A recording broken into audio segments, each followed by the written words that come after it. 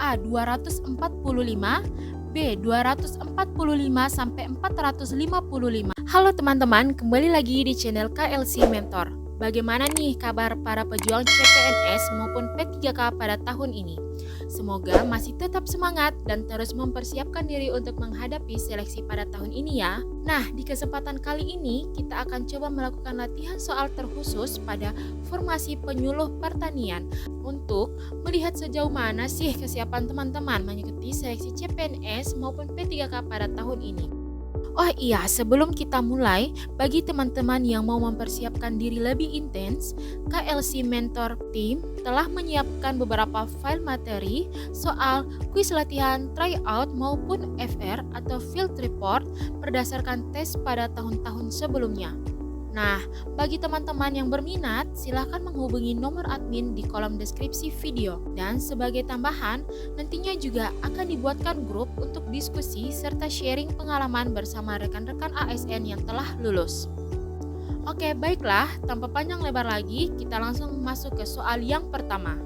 Perorangan warga negara Indonesia beserta keluarganya atau korporasi yang mengelola usaha di bidang pertanian, warna tani, minatani, agropastur, penangkaran satwa dan tumbuhan di dalam dan di sekitar hutan yang meliputi usaha hulu, usaha tani, agroindustri, pemasaran, dan jasa penunjang adalah A. Pekebun, B. Peternak, C. Petani, D. Kelompok tani, atau E. Gapoktan.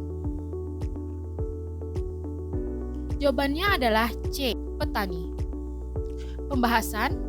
Petani adalah perorangan warga negara Indonesia beserta keluarganya yang korporasi yang mengelola usaha di bidang pertanian, warna tani, minatani, agropastur, penangkaran satwa dan tumbuhan di dalam dan di sekitar hutan yang meliputi usaha hulu, usaha tani, agroindustri, pemasaran, dan jasa penunjang. Soal selanjutnya. Untuk melaksanakan pembinaan dan pengawasan terhadap kinerja penyuluh, lembaga yang berkewajiban melakukan pembinaan dan pengawasan adalah A. Kode Etik Penyuluh, B. Badan Koordinasi Penyuluhan Pertanian, C. Organisasi Profesi, D. Badan Pelaksana Penyuluhan, atau E. Badan Penyuluhan Pertanian. Ya, jawabannya adalah C. Organisasi Profesi. Pembahasan. Organisasi profesi penyuluh berkewajiban melakukan pembinaan dan pengawasan termasuk memberikan pertimbangan terhadap anggotanya yang melakukan pelanggaran kode etik. Soal selanjutnya, kelas kelompok tani ditetapkan berdasarkan hasil penilaian setiap kelompok tani.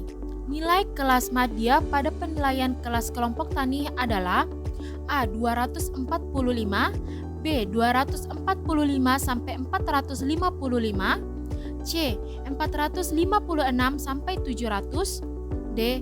701 sampai 1000, E. 1001 sampai 1500. Ya, jawabannya adalah C. 456 sampai 700. Pembahasan. 1. Kelas pemula mempunyai nilai sampai 245. 2. Kelas lanjut mempunyai nilai 246 sampai 455. 3. Kelas madya mempunyai nilai 456 sampai 700. Keempat, kelas utama mempunyai nilai 701 sampai 1000.